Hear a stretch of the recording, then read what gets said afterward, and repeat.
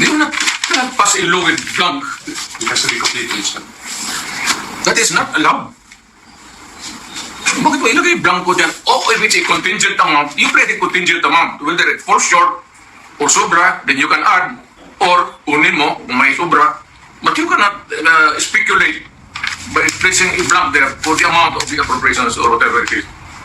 It's just not, it is not allowed by law. You cannot pass an incomplete appropriation or bill for that matter, whatever. It leaves an speculation. Mag-ano pa yung tao? Ano bang ibig sabihin nito? Ano bang ilagay natin dito? Then, whoever is the end user of this papel would have the, ngayon, kung bright ka, sige, ilagay na natin dito, pasobrahan natin ng puti.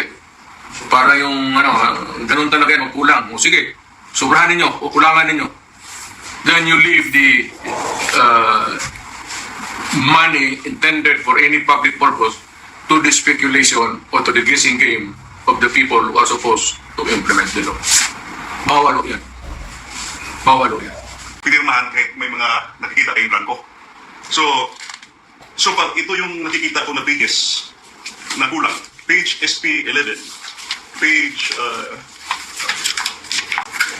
SP12, page SP13, page SP15, page SP17, page SP20, page SP21, page SP22, page SP36, page SP37, page SP162, page SP168, page SP183.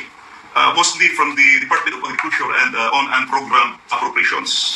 So let's go directly to the page SP11 to SP12. Pwede naman siguro i-flash ito sa ating screen, no? Nahalata ko siya kasi Mayor, daming Mr. President, na maraming, at saka Harvey, maraming blanco. And these are not, I would say, ordinary figures because these figures will reach to billions of pesos. So tingnan natin sa page SP11 to SP12. Line 49. After the actual name NIA, delete the amount in figures 74 billion 570 million 743,000 and replace with blank. Kita naman sa screen. Line number 52. After the acronym PCA, delete the amount in figures 889 million 065,000 and replace with blank. After the word total, delete the amount in figures 104 billion 820 million 715,000 and replace with blank.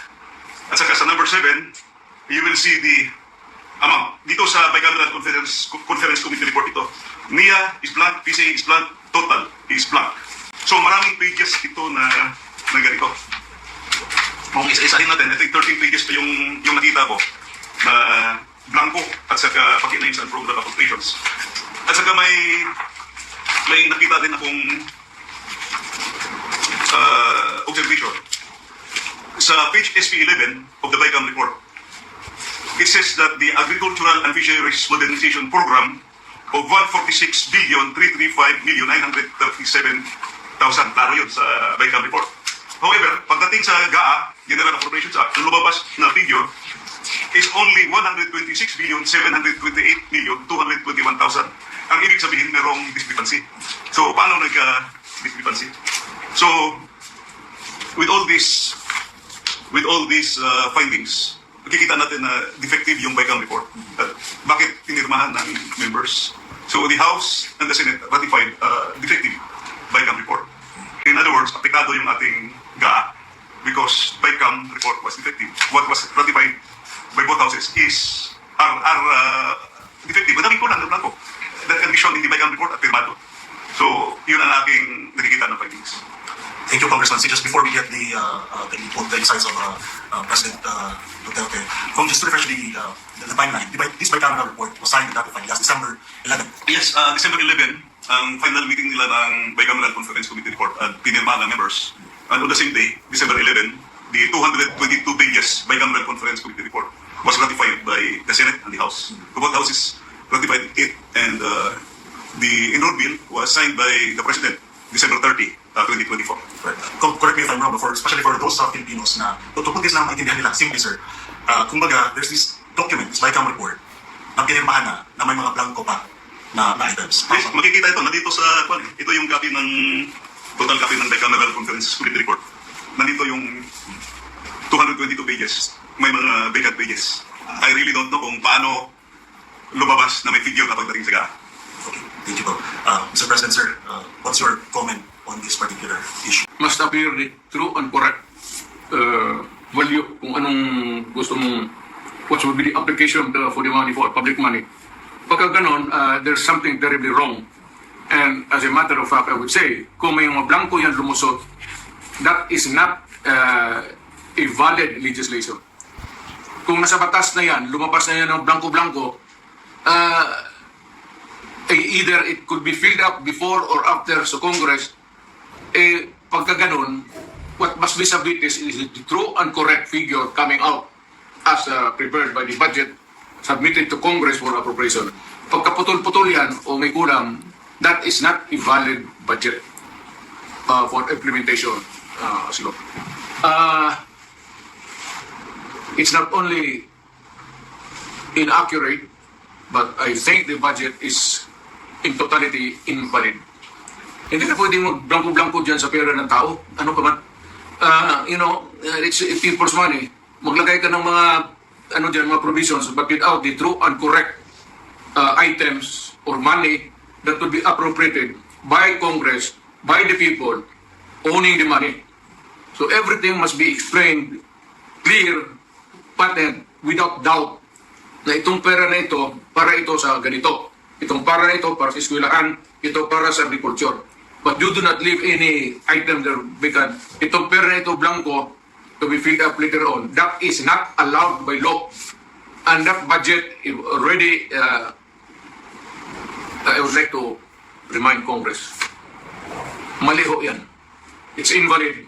Please correct it. Or recall the budget and demand an explanation kung bakit dumating sa inyo yan na ganun kablangko. We are not, parang ka na, binigyan ka ng blanco check dyan, o sige, bahala na kung ano ilagay ninyo. In the same manner, yung mga blanco-blanco dyan, whatever or whoever corresponds to that particular item is free to just fill up the amount.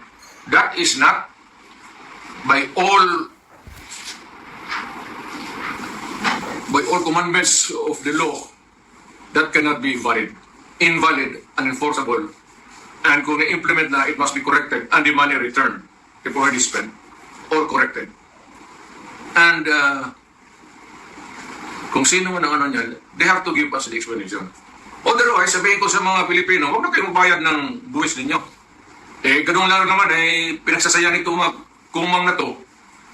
Puro check-in na blanco, then they try to pass it as a law, and they are free to choose now the amount which they want to place. Hindi natin alam kung ano ang reserva nila, kung anong gusto na ilagay, sobra doon sa pera natin. It could be that the money is in the hands of the government now, or future appropriations, or reserva ba ito. If it does not clear anything, then that is invalid and not correct.